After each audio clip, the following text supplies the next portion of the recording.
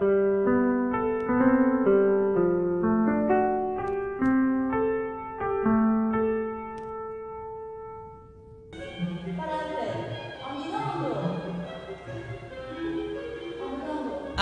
29a, Jean-Georges Nover, koreografoa, dantza modernoaren aitzindaria jaio zen egun aukeratu zuen UNESCOk 1982an dantzaren nazioarteko eguna ospatzeko.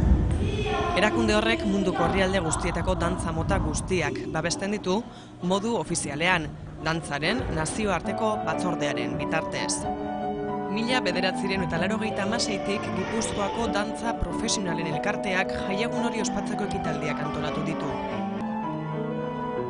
Horien baitan egin dira apirilean zehar eta Gipuzkoako dantza profesionalen elkarteak antolatuta hainbat ekimen esaterako, Lasarte Oriako dantza eskolen erakustaldia, dantza kalean ekimena, edota barra klasikoaren erakustaldia Urumea ibaiaren alde bitan.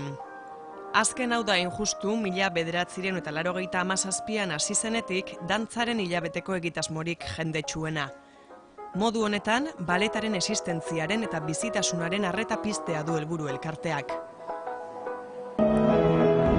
Bada dantzaren hilabetearen barruan duela urte askotik egiten den beste egitasmoetako bat, Aste Santuko dantza ikastaroak dira.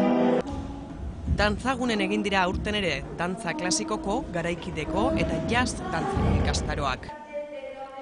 Izan ere, 1982an Gipuzkoako dantza profesionalen elkartea sortu zenean, helburua berezik irakaslei zuzendutako ikastaroak antolatzea bazen, denboraren joanaz elkartea indartzen joan denean helburuak ere zabalduz joan dira. Hain justu orain, dantza estilo askotarikoak ezagutu eta bultzatzeko bestelako ekitaldiak garatzen dira. Gu Aste Santuko ikastaroetan izan gara. Dantzagunen egin dituzte esan bezala eta ikasleak pozik ikusi ditugu. Ana Ledesmak 17 urte ditu eta kubatarra da. Ikastaroetan parte hartu du. Empecé con 3 años. Tengo una academia que había en mi pueblo. Mi abuela me apuntó con 3 años y ahí seguí hasta los 9, que me presenté en la Academia Alice Alonso, en Cuba. Entonces ahí hice el nivel elemental, que es desde los 9 hasta los 15 años, y cuando pasé tenía el examen para hacer el nivel superior, no me aceptaron, entonces me desilusionó bastante, aunque seguí con la intención de hacer ballet. Entonces le dije a mi padre que quería venir a Donosti, porque ya él vivía aquí, y me dijo pues sí. Entonces en las vacaciones, cuando terminé ese año, vine a Donosti, estuve todo un año aprendiendo, pues tratar de integrarme, cosas nuevas, una cultura diferente. Y luego este año, que es el segundo que llevo aquí, pues me apuntaron a la música escuela a clases de ballet. Me encanta. Cada profesor es un mundillo diferente, cada profesor tiene una cartilla. Entonces es bueno aprender de todos los profesores porque cada uno tiene una manera diferente de decirte lo mismo.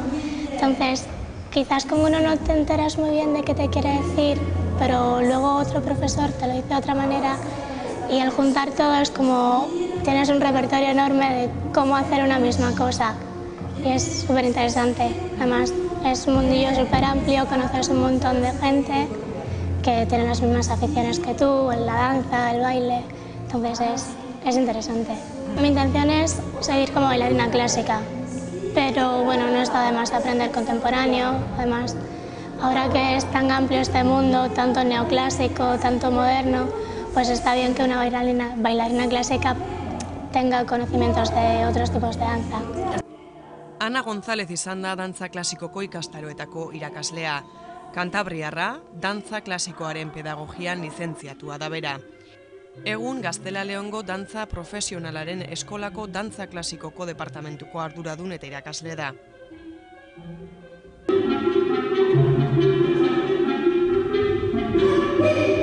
Miriam Agar frantziarrak izan du dantza garaikideko ikastaroa zuzentzeko ardura. 2000 urtetik dantza garaikideko klaseak ematen ditu Zaragozako Maria de Ávila eskola ospetsuan eta baita Madrileko goi mailako dantza kontserbatorioan ere.